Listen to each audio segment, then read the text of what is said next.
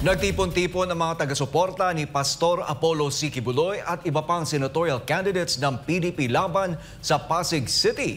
Iginit naman ng isang grupo na nakiisa sa pagtitipon na dapat mapasok sa Senado ang Team Duterte dahil subok na ang kanilang paglilingkod sa mamamayan at sa bansang Pilipinas. Si Criselyn Cataro magbabalita live. Criselyn.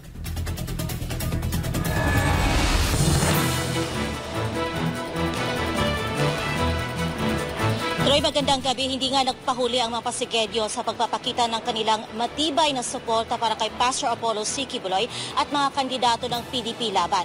Kasabay nito ay ipinaabot din nila ang kanilang taus-pusong pasasalamat para kay dating Pangulong Rodrigo Roa Duterte sa pamamagitan ng paglahok sa pasasalamat kay PRRD at ayusin natin ang Pilipinas Campaign Rally.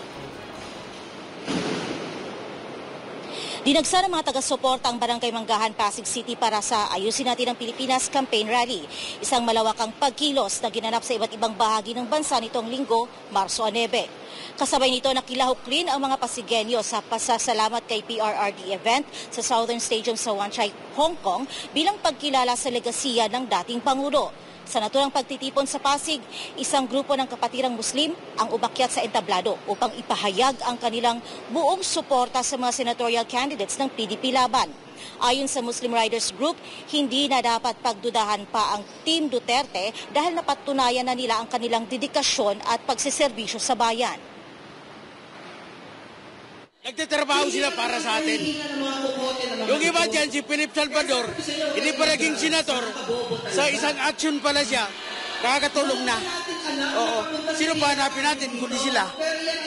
Kaya mga kababayan, NCR, buong Manila o saan sa Maguindanao, ipasok na natin itong straight, yung PDP laban na to. Piliin natin ang ating mga kababayan, ang PDP laban, no?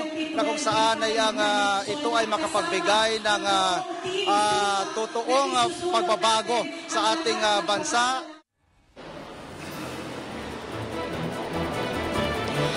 Kasama rin sa pagtitipon ng dating Pasig City Councilor at kasalukuyang kapitan ng Barangay Manggahan na si King Cruz na matibay rin ang suporta sa Duterte slate. Ang pamilya po namin ay mga PDP dito sa Pasig. Ang tatay ko po at si Kapitan Chris Cruz at si Councilor Mac Cruz ang mga pinuno ng PDP dito sa lungsod ng Pasig. At natutuwa ho tayo na meron pa rin hong mga maaayos, matitino na mga leader coming from PDP. Samantala, umaasa si Chairman King Cruz na lalabas na ang katotohanan sa mga ibinabatong akusasyon laban kay Pastor Apollo C. Quiboloy. Tiwala siyang inosente ang butihing pastor at naniniwala rin sa kakayahan nitong makapaglingkod sa bayan. Kalbo namin na sana ho'y lumabas yung katotohanan. Alam naman po namin na yung pagsisilbi ho niya nandyan naman ho dahil nagawa niya na ho yan sa Davao. Kami ho dito sa Barangay Manggahan ay i-welcome ang sino mang kandidato, lalo na't maaayos na kandidato para ho makapagsilbi sa bayan. At hopefully ho, yun ho yung maging plataforma ho ni Pastor Quiboloy sa Senado na makapag-create ng mga mekanismo para ho sa partisipasyon ng mga tao. Ayon naman sa isang Muslim group, malaki ang maiambag ni Pastor Apollo sa pagpapaunlad ng bansa, lalo na sa paglaban sa korupsyon. Sa akin nakikita kay Senator Quiboloy ay lalo niya pagagandahin ng buong Pilipinas. Wala na kung maano sa kanya. Subukan natin ang taong religious. Napakagandang manungkulan o maging leadership ng mga Pilipino. Maganda itong zero corruption ni Pastor Apollo C. Quiboloy. Napakaganda para mawakasan ang pagnanakaw ng kabanang bayan.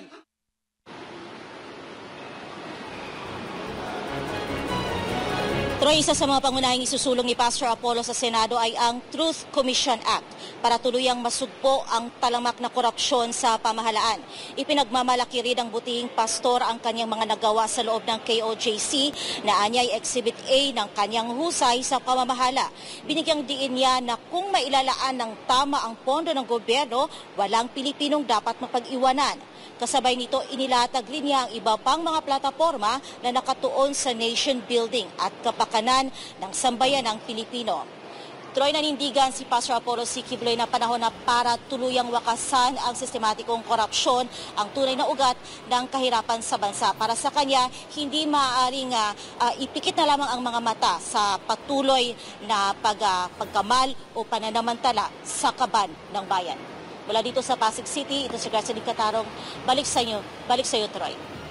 Maraming salamat, Criseline Catarong, para sa iyong balita.